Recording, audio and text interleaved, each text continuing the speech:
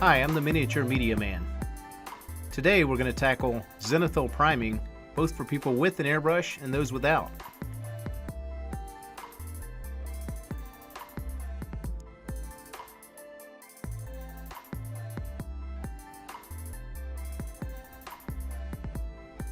In part 1 we'll discuss zenithal highlighting with an airbrush. For this part I used Vallejo Game Air, Stonewall Gray, and eventually I used the 701 Dead White.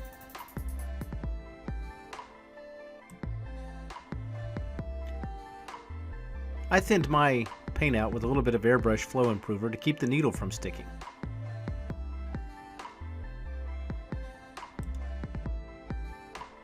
To make things easier,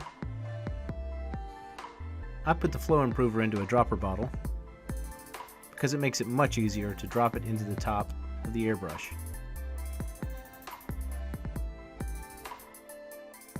Just a couple of drops will do,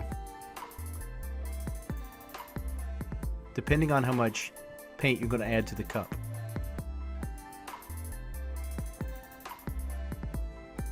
After dropping it into the top, I'm also going to add the paint.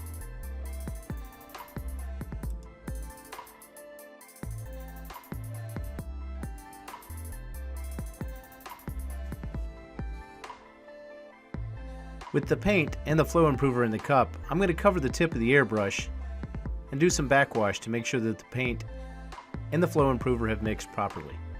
At that point, I'm also going to replace the cap on top to keep the paint from drying out too quickly. Next, I test the paint on a piece of cardboard to make sure that the paint is flowing.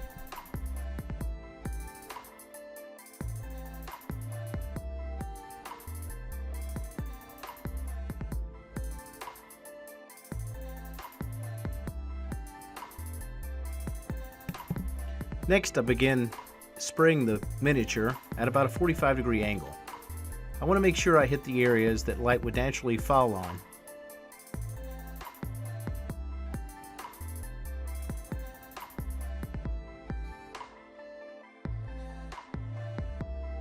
Just a light misting will do.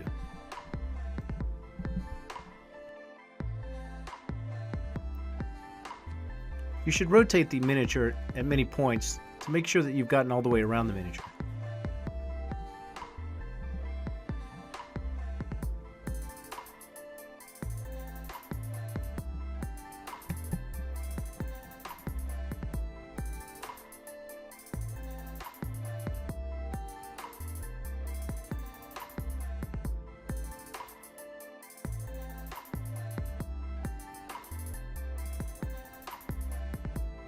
When I'm content with the gray, I'm going to go ahead and transition to the dead white.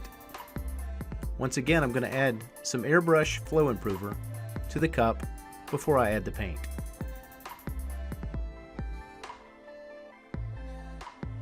This time when I backwash, instead of using my finger, I'm going to use a piece of poster putty to block the tip and allow me to backwash the cup.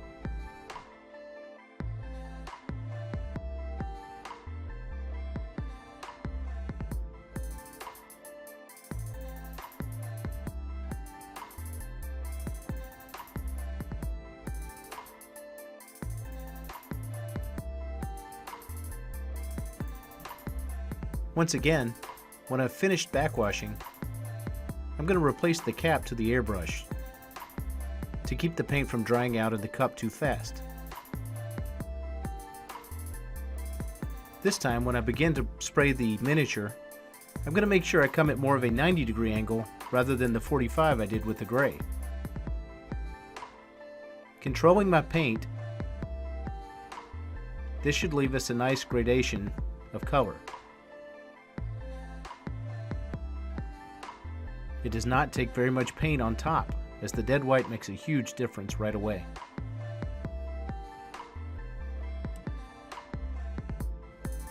An airbrush makes it very easy to get the range of tones that you want when you zenithal highlight with it. Next, we'll be looking at zenithal highlighting without an airbrush.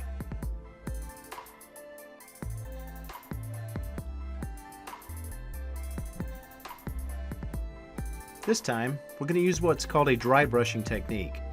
We're going to make sure that we always go in the same direction, that's from top to bottom on the miniature. For this, I'm going to use Vallejo Model Color Medium Gray.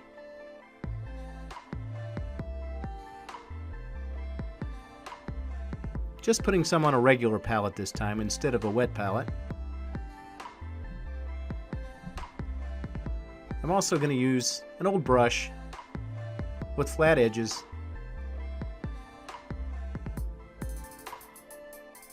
I'm going to stick it directly in the paint, no need to thin it, and wipe some onto a paper towel. I want to make sure I get almost all of the paint off of the bristles, and I'm going to test it on my thumb. Once I'm comfortable with that, I'm going to begin to brush downward across the miniature at a 45-degree angle. Again, I want to concentrate on where light would hit the miniature. As you brush like this, you should notice a lot more of the miniature's detail coming out.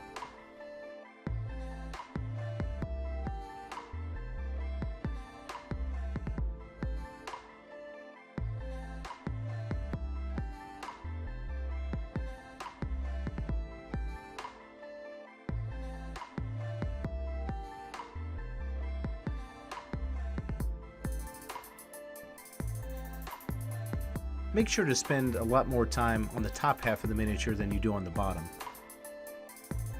Continue brushing in a downward motion until you have most of the miniature covered from a 45-degree angle. You should begin to notice more and more of the miniature's detail this way.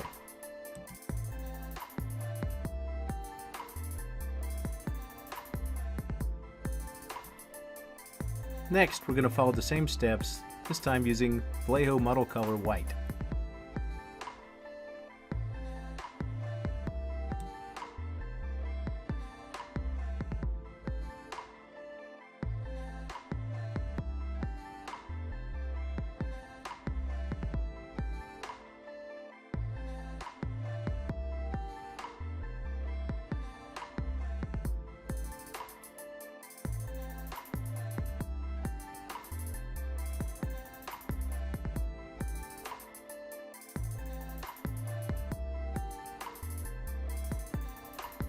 Once again, I'm going to come from the top at more of a 90-degree angle on this dwarf to make sure that I'm getting the part where the light would be the brightest.